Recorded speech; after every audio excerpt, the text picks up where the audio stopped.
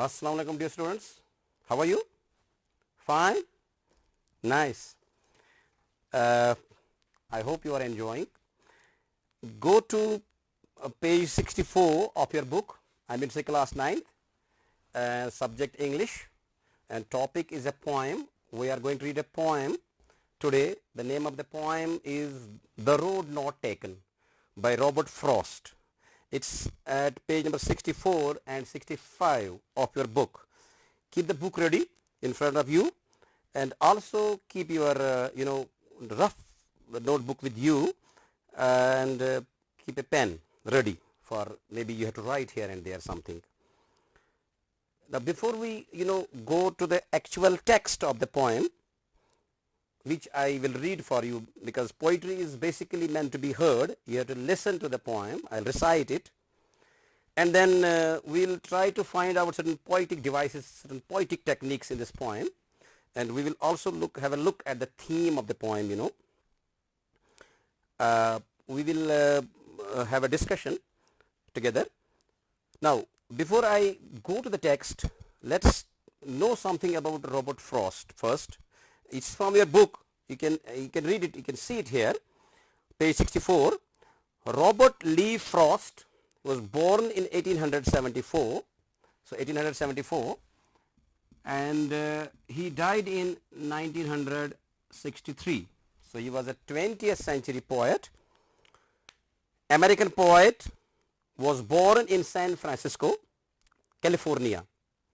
Frost attended high school in Lawrence, Massachusetts.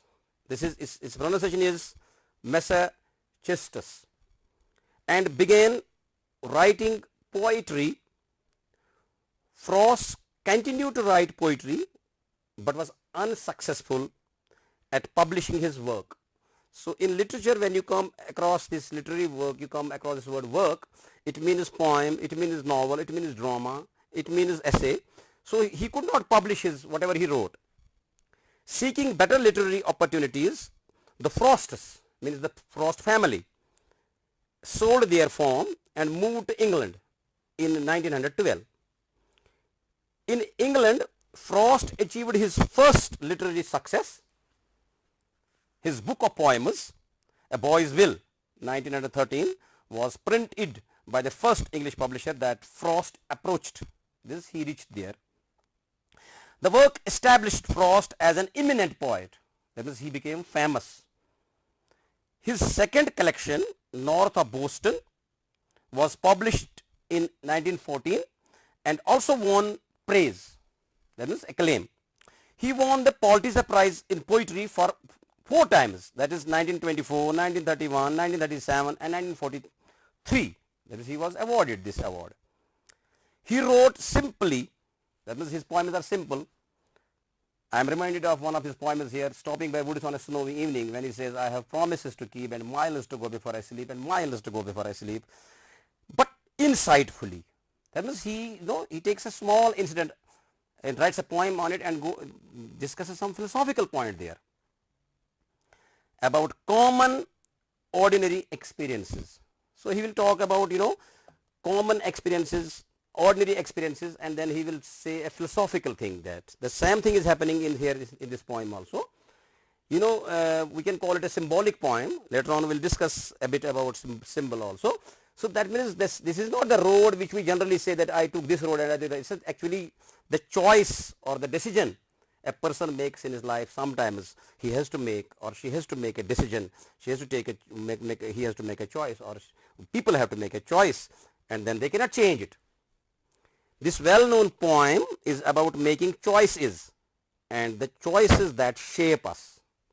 So in later on, when you go after passing your matric, some of you will take medical subject, some of you will take non-medical subject, some of you will go for art, some of you will go for commerce. So that later on you cannot change that decision, whatever you will have in your life. So that will shape your life. Now let me first read the text for you. You can keep the books closed. It's not necessary that here you will keep the books open, and later when we will have discussion on the point, then you can keep the books open also. If you want to keep the books open, no problem, but you concentrate more on listening rather than on looking at your book. Okay.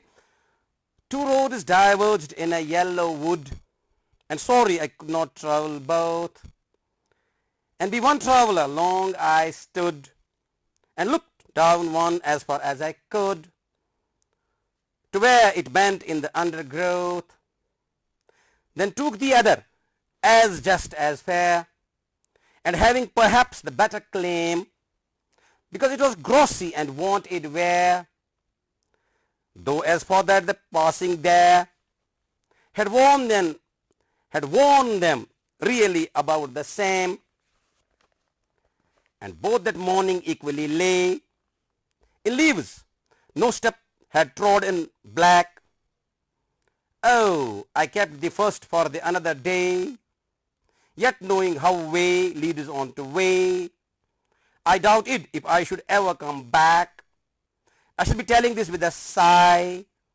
Somewhere ages and ages hence, two roads diverged in a wood, and I took the one less travelled by, and that has made all the difference. You see, in what is the main difference between poetry and prose is this, that in poetry you have, it is in rhythm. That is, you will not read poetry just like you read, for example, prose. Just now I read Robert Frost's biographical sketch to you. For example, Robert Frost was born in San Francisco, California. Frost attended high school. This is prose. But you see here, two roads diverged in a yellow wood, and sorry I could not travel both. So this is no poem. It has to be recited. You have to say the structural words quickly, grammatical words, but you have to say the main words, content words, with stress, with proper stress. Now, if we look at this poem, The Road Not Taken, we have different poems of different category. For example, we have sonnets, we have odes, we have epic, we have narrative poem. So this poem, it comes under the category of lyric. Now, what is actually a lyric? Lyric is a Greek word. It has come from the Greek word lyre, L-Y-R-E, which means a musical instrument.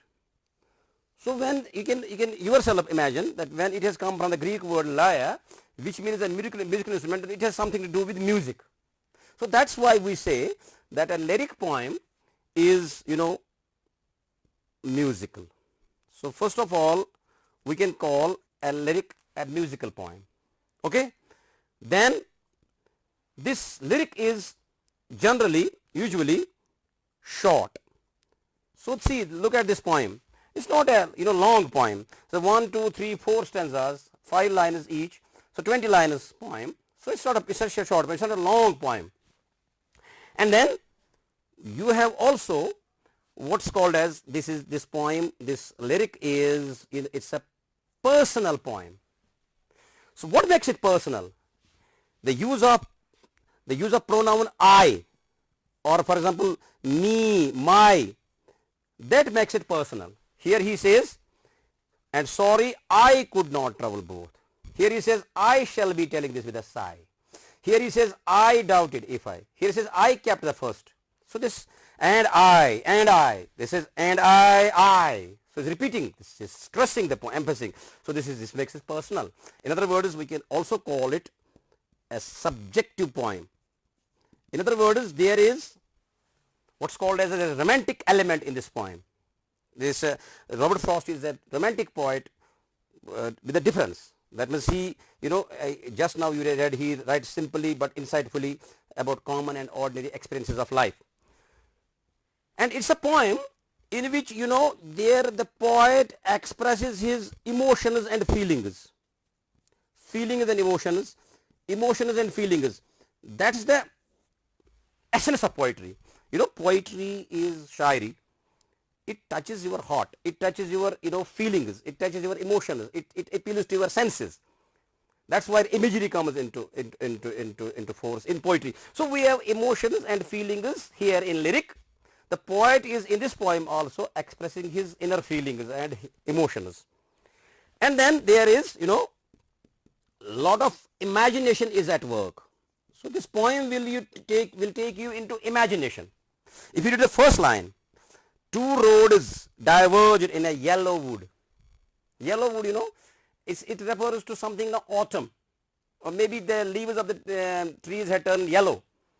And it's a forest where the poet is in a dilemma, is in a fix. So there are two roads. One is going this way and is going this way. He is not in a position to decide which way to take. There is nobody to tell him. So you also go there in your heart of hearts. You feel yourself through imagery.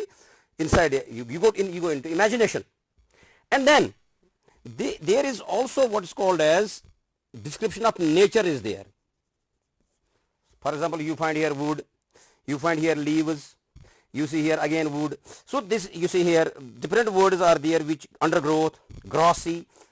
So this has something to do with nature, not man-made things, God-made things, natural things. So this under the category of the poems, it comes under a lyric. It's a lyric. Now, what are the other devices which we find in this poem apart from this rhythm? Rhythm is there. You'll see every stanza almost the same, they have the same structure. And then if you see the lines, they are same. That is same means वो बोलते हैं ना उर्दू में बहर, यानी अगर इनको दो तराजू में दो इनमें डालेंगे दो पलड़ों में तो ये बराबर रहेंगे उस हिसाब से वजन के हिसाब से. So that is actually it's a internal, rhythm refers to the internal music which is present in the words of a poem. So next there we find in this poem we find there rhyme. Now what is rhyme? See, the end words have the same sound. For example, if you look at the first stanza, first line, the last word is wood. So you have line number 1. Okay, I'll keep it name as we'll keep it name A. This is fictitious. You can add X also. And then next line number 2 is both. So line number 2 end. So I'll call it B. And then there is stood. So stood is line number 3 and it goes with this. So I'll again call it A. And then there is could. So it again goes with stood or would. So it's line number 4. We can call it again A. And then there is undergrowth. So last word is growth, last sound rather. So we have here 5 and we'll call it again B. So we can say that stanza 1 has a rhyme scheme of A, B, A, B. In fact, every stanza of this poem has a rhyme scheme of A, B, A, B. Look at second stanza. Fair, where, claim, same, dare, where. See, lay, day, black, back. You say lay, then black, then day, then way, then back. You say there's sigh, then we have hence, then we have I, then we have by, and then we have difference. So that means you have the same rhyme scheme throughout the poem. And then another device we have, we call it alliteration. These are the things actually, in poetry what you have to do, don't look for a story in the poem. There may be, but actually you have to look at the language. You have to see how the poem has been written. You have to see how it has been structured, which words have been used, why have these been words used, because the poet uses, selected words and he has to say a lot in some words. Alliteration is, initial consonant sounds are repeated more than once. It can be within a line or it can be within a stanza. Suppose if you go to stanza number 1, 2, 3, you find here lay and then you see here leaves. You see here black, you see here back. You see again leaves here, that's lay, leaves. You see here way, again you have way.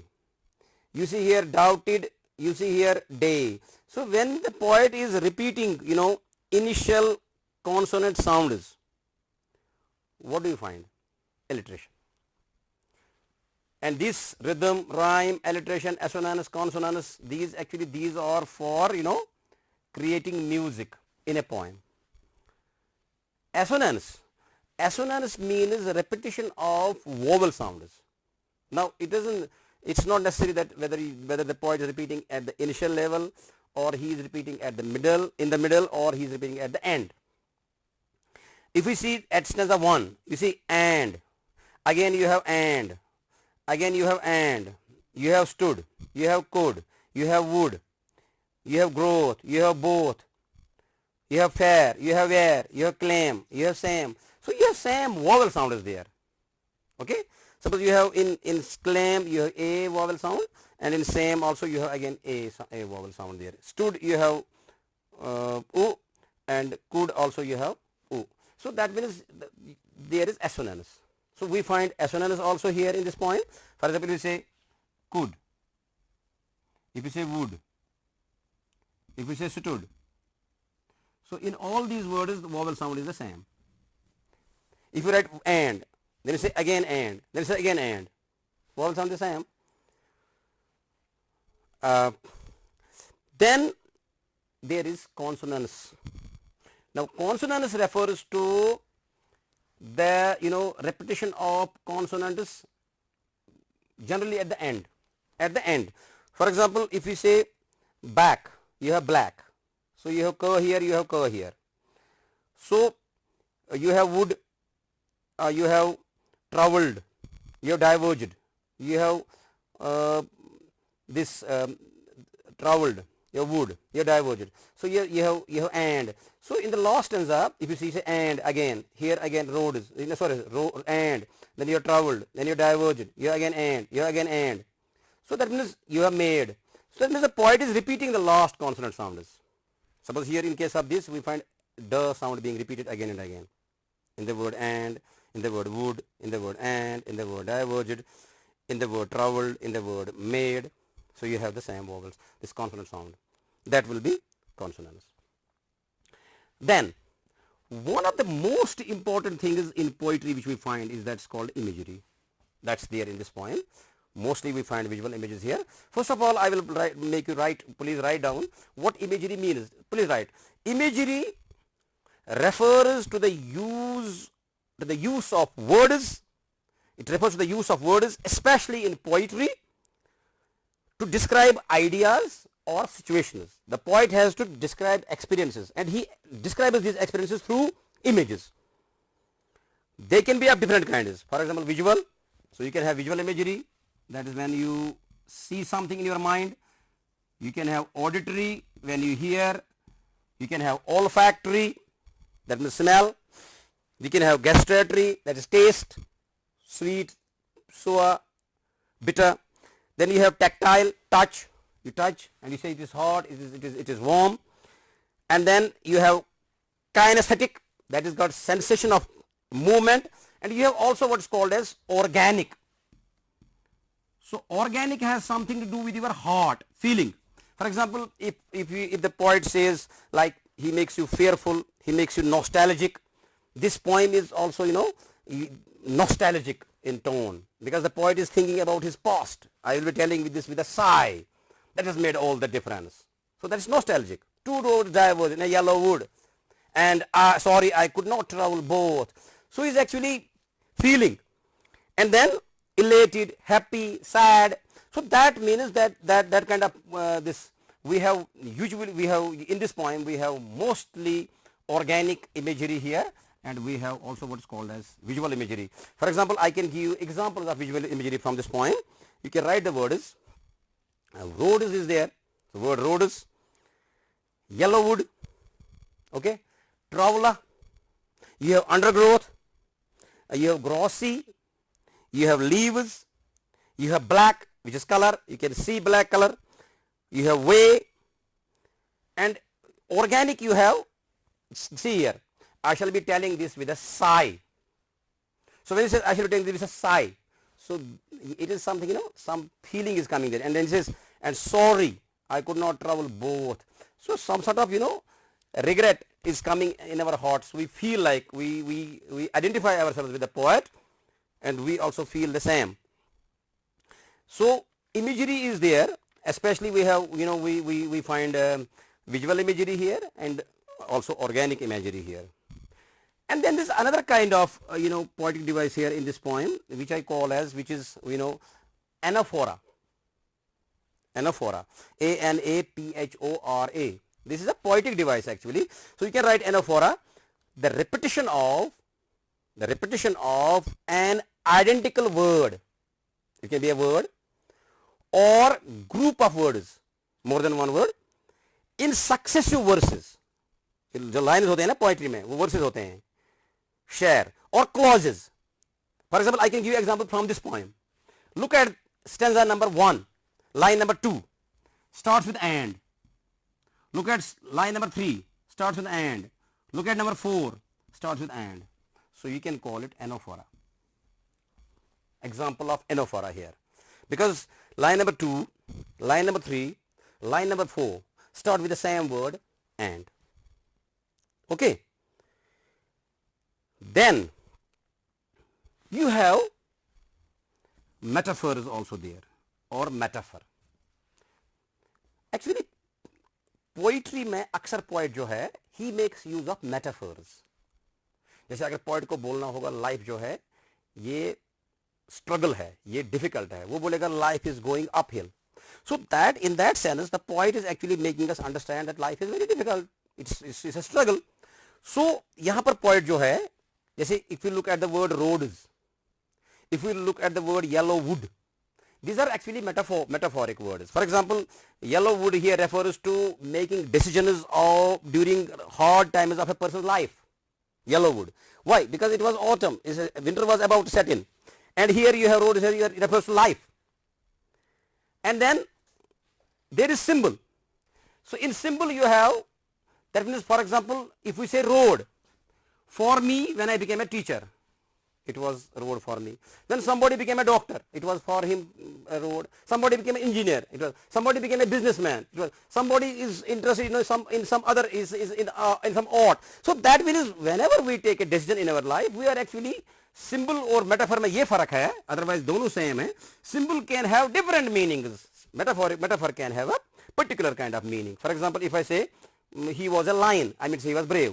But if I say white, so white can mean color, white can mean purity, white can mean peace, white can mean happiness, it can mean sadness. So that is called a symbol. So we have also symbol here. Now I will just I think, I hope you have got these things in this poem. Now you can read it silently, read the poem silently, and then you can do these questions very easily, which are asked in the end. And I hope you will have enjoyed this poem in a nice way. Thank you very much. I hope you stay at home and stay safe. Thank you. See you. Goodbye.